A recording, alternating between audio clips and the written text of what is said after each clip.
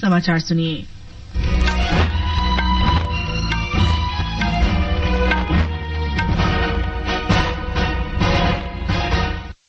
गृहमंत्री अमित शाह ने कहा है कि मोदी सरकार ने आतंकवाद को कतई बर्दाश्त न करने की नीति अपनाई है। उन्होंने कहा कि राष्ट्रीय जनतांत्रिक गठबंधन सरकार के दौरान जम्मू कश्मीर में आतंकवाद के कारण होने वाली मौतों में 70% गिरावट आई है और आतंकी घटनाओं में भी भारी कमी हुई है।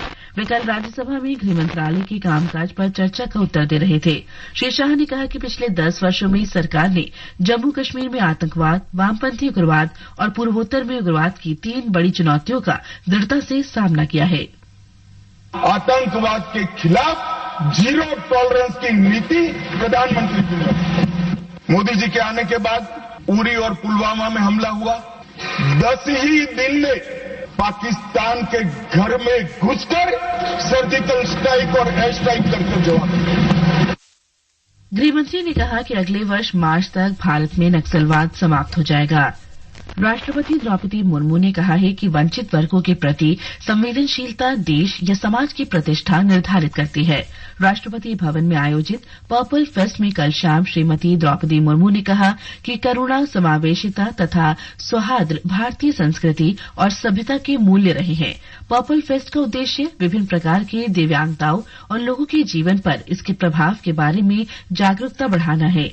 इसका लक्ष्य समाज में दिव्यांगजनों के बारे में समझबूझ, स्वीकृति और समावेश को बढ़ावा देना भी है।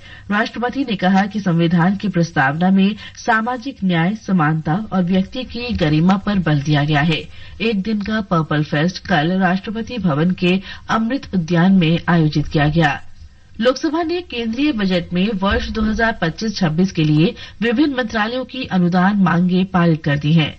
सदन की कार्यवाही के दौरान लोकसभा अध्यक्ष ओम बिरला ने रसायन और उर्वरक, बिजली, वाणिज्य तथा उद्योग, आवासन और शहरी कार्य, सूचना और प्रसारण मंत्री तथा सूक्ष्म, लघु और मध्यम उद्यम मंत्रालय की अनुदान मांगें बिना किसी चर्चा के पारित कर दी हैं। कृषि मंत्री शिवराज सिंह चौहान ने कहा है कि कृषि देश की अर्थव्यवस्था की रीढ़ है और किसानों का कल्याण सरकार की प्राथमिकता है। लोकसभा में वर्ष 2025-26 के लिए कृषि मंत्रालय की अनुदान मांगों पर चर्चा का उत्तर देते हुए श्री चौहान ने कहा कि एनडीए सरकार ने पिछले 10 वर्षों में कृषि क्षेत्र के लिए बजट में 10 लाख करोड़ रुपए से अधिक का आवंटन किया है। 2004 से 2014 का बजट देख लीजिए। कुल मिला के 10 साल में जो कांग्रेस ने 10 बजट प्रस्तुत किए थे, बजट का प्रावधान था 1,51,277 करोड़ रुपया। और ये एनडीए की सरकार, आपने 1,51,000 करोड़ खर्चा किए थे, हमने 10,756 करोड़ रुपए का बजट। चौथी भारत यूरोपीय संघ समुद्री सुरक्षा वार्ता कल नई दिल्ली में आयोजित की गई। भारतीय प्रतिनिधिमंडल का नेतृत्व विदेश मंत्रालय में निरस्त्रीकरण और अंतर्राष्ट्रीय सुरक्षा मामलों के संयुक्त सचिव मुआनपुई सयावी ने किया। यूरोपीय प्रतिनिधिमंडल का नेतृत्व यूरोपीय विदेश कार्रवाई सेवा के सुरक्षा और रक्षा नीति निदेशक स्टेट चेक ने किया। दोनों पक्षों ने समावेशी विकास और वैश्विक कल्याण के लिए अनुकूल सुरक्षित समुद्री वातावरण बनाए रखने के तरीकों पर विचार विमर्श किया। अमेरिकी राष्ट्रपति डोनाल्ड ट्रंप ने घोषणा की है कि बोइंग कंपनी अमेरिकी वायुसेना के लिए अगली पीढ़ी के लड़ाकू विमान AK-47 बनाएगी। ओवल ऑफिस में कल रात रक्षा मंत्री पीट हेग्सेथ ने संवाददाताओं से बातचीत में ये जानकारी दी। राष्ट्रपति ट्रंप ने कहा कि ये F-47 सबसे आधुनिक, सक्षम और घातक होंगे। उन्होंने कहा कि अमेरिका कुछ सहयोगियों को इससे कुछ कम गुणों वाले F-47 विमान बेचेगा।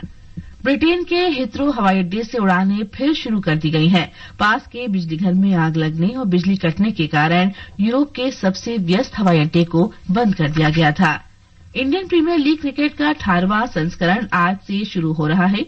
कोलकाता में आज आरंभिक मैच में मौजूदा चैंपियन कोलकाता नाइट राइडर्स का सामना रॉयल चैलेंजर्स बेंगलुरु से होगा। ये मैच शाम 7:30 पर खेला जाएगा। कबड्डी विश्व कप में महिला वर्ग में भारत और मेजबान इंग्लैंड की टीम फाइनल में पहुंच गई है। भारत ने सेमीफाइनल में हांगकांग को, वहीं एक अन्य सेमीफाइनल में इंग्लैंड ने वेल्स को हराया। इसके साथ ही समाचार बुलेटिन समाप्त हुआ।